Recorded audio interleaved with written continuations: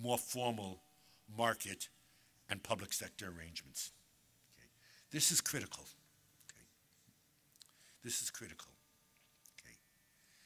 If you still have a culture of informality in Peru, it gets things done. The shop is opened. The unsafe bus operates. The squatters have a roof over their heads. That's informality. But as De Soto discovered and argued, informality, while it is a blessing the ways I just described, people get transport, they get housing, they get to open up a shop, it is a curse. In terms of development, it is fundamentally a curse. It opens the door to inefficiency, to corruption, to very low rate of development. You can't mobilize capital, you cannot mobilize resources. So this is something which you might think I'm digressing, but ask yourself, to what extent has the market and the public sector in Peru been formalized? To what extent do you still have Khalili budgeting? I mean it seriously. Here's a piece of paper. Nothing on it on this side, okay? Add numbers and you call it a budget, right? It's still a piece of paper, ladies and gentlemen. It's all it is, a piece of paper. Why should we care about this piece of paper? Why should we just ignore it, tear it up? You know what we found with Khalili budgeting? That in the Temple ministry, there was more than a 50% variance between the amount authorized for expenditure and actual expenditure.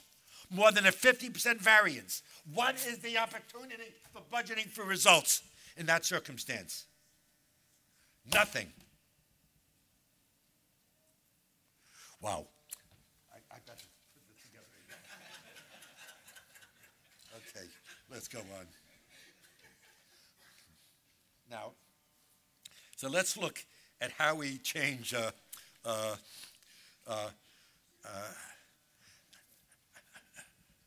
going back to my very first remark. Clearly, the parts of Peru which have driven development have been highly formalized. You have big businesses now, you have enterprises, you have a payment of taxes, of VAT, things that didn't exist then. So in parts of the market sector, you have a significant moving ahead of formalization. Okay.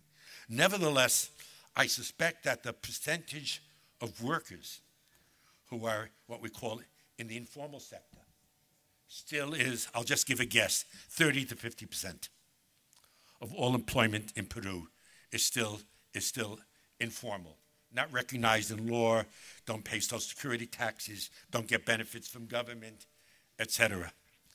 Things like that. So you have a task of formalizing markets. And I'll talk about, let me give two aspects of formalization, and they may apply to Peru as well. One will be from Uruguay and the other from Hungary. Okay, Hungary first. Okay, the Hungarian government decided as follows: everybody who gets a check from government, a payment from government, whether a government employee or a vendor, has to have a registered bank account.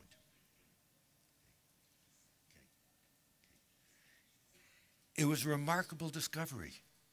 You suddenly reduce significantly informality in the public sector. You formalize things. The rules were fewer, but the rules mattered. In Uruguay, they did as follows, and maybe you did it in Peru also. Every 10 years in Uruguay, you need an identification card. Okay? And typically, you would go, when the card expired, you'd go to an office and wait for a day or 2 or 3 days in order to get a card. And they improved the system. This was actually with funding from the World Bank and IDB, and computerized it. You make appointments in advance. You come there, you pick up your card in 15 minutes. You're registered in the government. You don't have to make up side payment in order to get special treatment. Okay. You formalize the public sector. This is critical.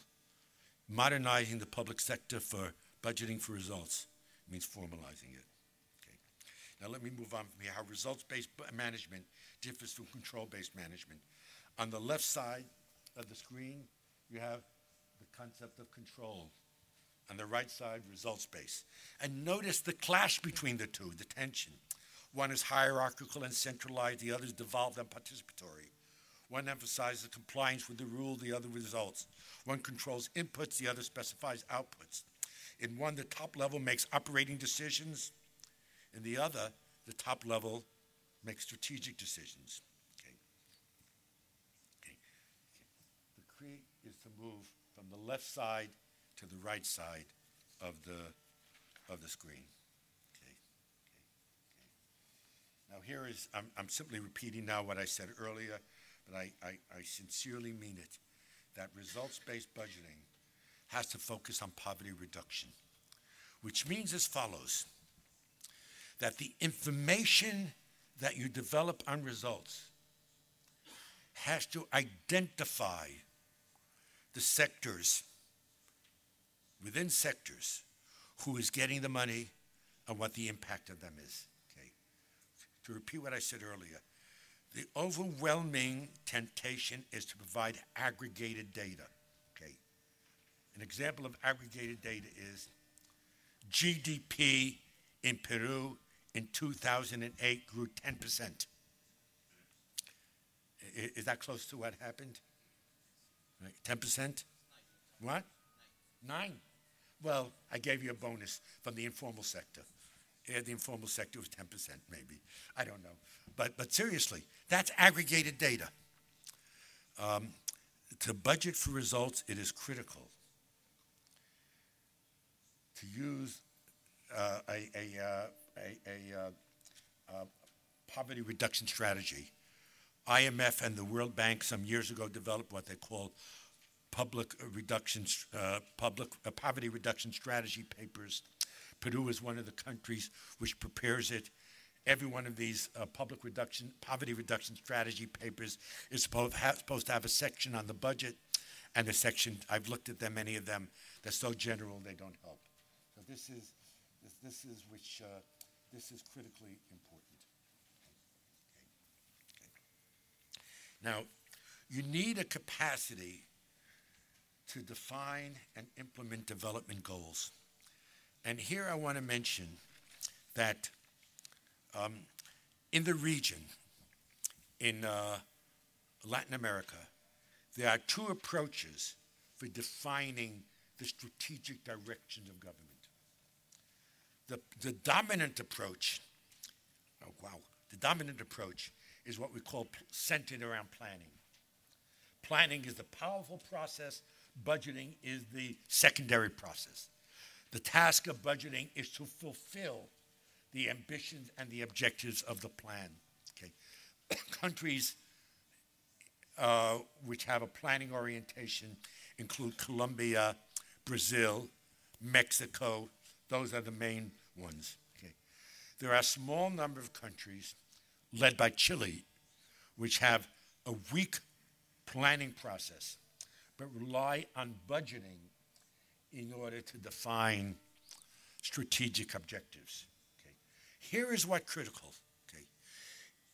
Mario Marcel mentioned that budgeting is inherently incremental, which means you look back to last year to decide what to spend next year. This is the opposite of strategy. Right? Strategy is saying, how do we create in the future a Peru which is different than in the past? Okay. Now you might say, let's introduce a planning system. And many countries in the region have experience with national planning. But it's a plan of dreams, a plan of fantasies. So the critical element, and I'll talk about it tomorrow when I discuss what we call a medium-term expenditure framework, is how do you develop a strategic capacity which recognizes financial constraints, which is not only a statement of dreams, but a statement of reality. That is what you have to do. Okay.